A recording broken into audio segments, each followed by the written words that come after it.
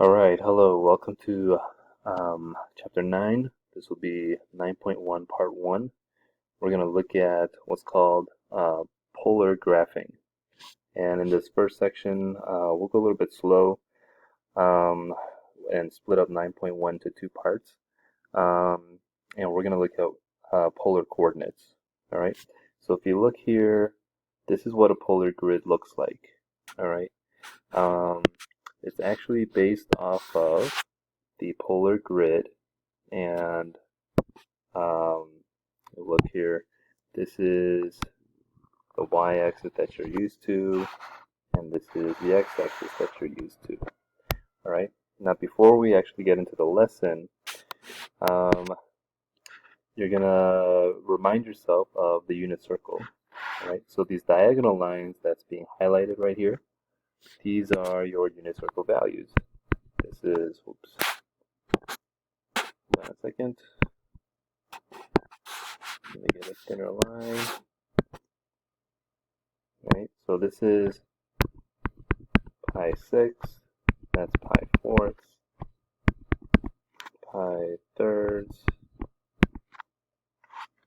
this is pi over 2, and so on and so on.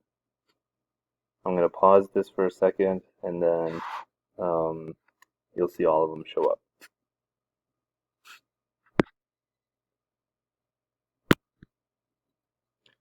Okay, so there you go. Those are all of the angle measures in radians that we're used to seeing from the unit circle. Okay, but over here on the right, I duplicated another polar graph because what you also need to be kind of familiar with in this unit is the negative values, right? And so we're still starting here at 0, but now if we go this way, right, that's going to be negative pi over 6. This is going to be negative pi thirds. And in between, we know that's going to be negative pi fourths. This will be negative pi over 2, negative 2 pi over 3, and so on and so on. I'm going to pause it real quick, and I'm just going to fill in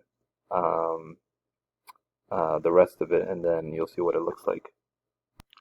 All right, so here in blue over on the right, you see the negative versions, right, of these radian measures if you go clockwise. And so, you know, I don't expect you to memorize it, but you do need to be able to go backwards, and you're going to see why in a few minutes. All right. So for polar coordinates, okay, it is based off of the XY grid, but we're just going to give it some different terms. All right. So here, what I'm drawing, the origin is actually what we call the pole. Okay. And along the x-axis, this is what we call the polar axis right here.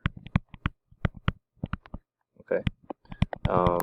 And so every point on the polar grid does coordinate to a rectangular coordinate point, but in polar coordinates, those are going to be given as r comma theta. All right. Theta is the angle from 0, just like we did in chapter 6. All right. And your r is these number of rings. Your r is your quote-unquote radius, or it's the distance from the pole. Okay. So we'll get into that actually with the first example. So, you know, we're going to plot these points A and B. All right. A says 2 comma pi fourths. All right. So I'm gonna do that in green, and again, I'm gonna remind myself that these are r comma theta. Okay. I'm actually gonna do pi fourths first. I know that,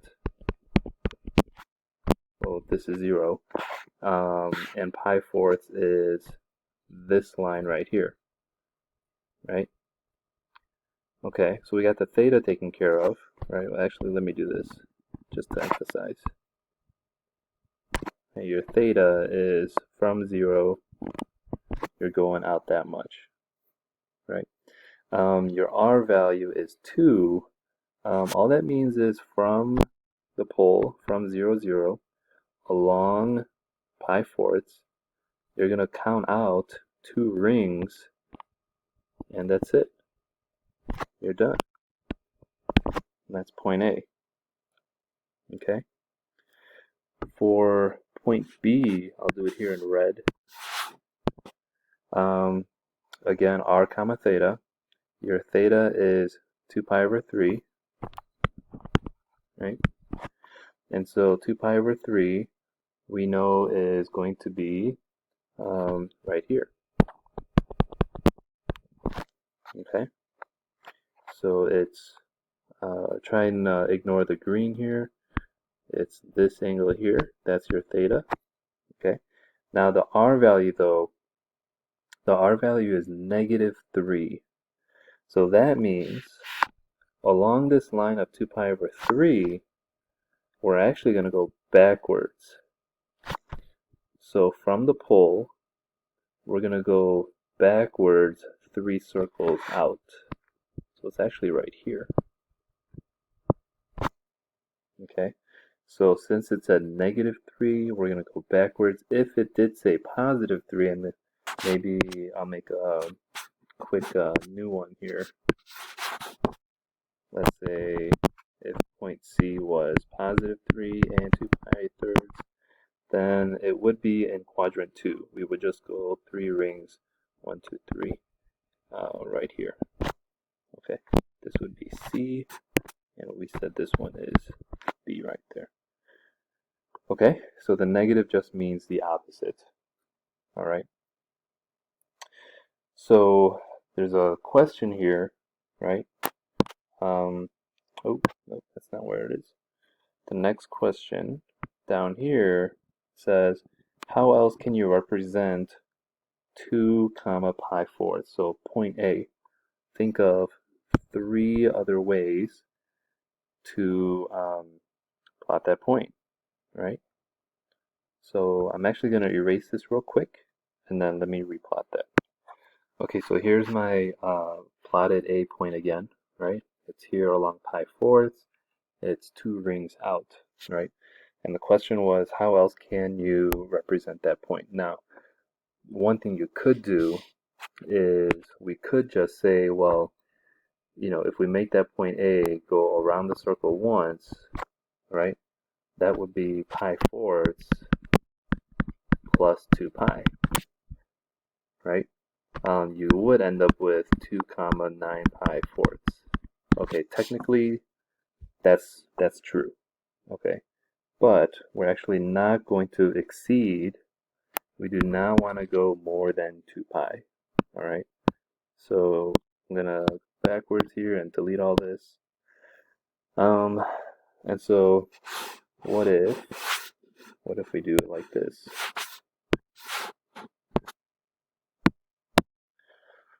Okay. What if, so I'm going to use this line here, right, of pi fourths, and we're going to use this entire line, right? If this is pi fourths, then this over here in quadrant 3, this angle we know is 5 pi fourths, right? It's along the same lines. Okay, so let's say if we use theta as 5 pi fourths, meaning from 0, I go all the way around, right? But I'm supposed to be here in quadrant 1, right? So if my angle is 5 pi fourths, then since I have to end up in quadrant 1, where my already plotted point A is, then that must mean that I have to make my R value go backwards. So it's got to be -2. Okay? So that's one way, that's another way to do it. Okay? There's 2 more ways that we're going to look at. All right? What if I want to keep my +2? Well, we could do it this way. If we start here at 0, right, can't we go along the opposite way, like that, right? That's why I said here it's important to know also the negative direction, all right? And so if I go backwards from 0, that's going to be a negative 7 pi over 4. It's still positive 2 for my r value because I'm going 2 rings out in that direction. All right. There's still yet another way. I'm going to do that one here in black. Okay. Remember, we're going to use the same line. So what if I go from 0, again going backwards, but what if I stop here? Right? If I stop here, the 5 pi over 4 going backwards is equivalent to negative 3 pi over 4, right? But if I use a negative 3 pi over 4, and if I'm supposed to end up in quadrant 1, then again my r value has to be negative. Okay, so we're gonna use these 4 as our representations, and if you notice our angle, I'm gonna circle these or underline these. If you notice our angles, right, they're all in between negative 2 pi and 2 pi. Okay, so we're never going to exceed outside of these boundaries. Okay, here are 4 additional points that I want you to try. If you really want to try on your own, you can pause this video, obviously, and try it on your own first. Otherwise, here it is. All right, here are those 4 points. Okay, hopefully you got those correct. If you have questions, shoot me an email. If you're watching this video in the morning, and if you saw my announcement on Google Classroom, I'm going to be available at, I think I said 10:30 for pre-calculus for a Google Meet session. So hopefully I'll see you then. Okay, I'm only allowed 15 minutes of recording time per video, so I'm going to have to make another video to finish up the last portion of these notes, and so go to the other video to finish this lesson up.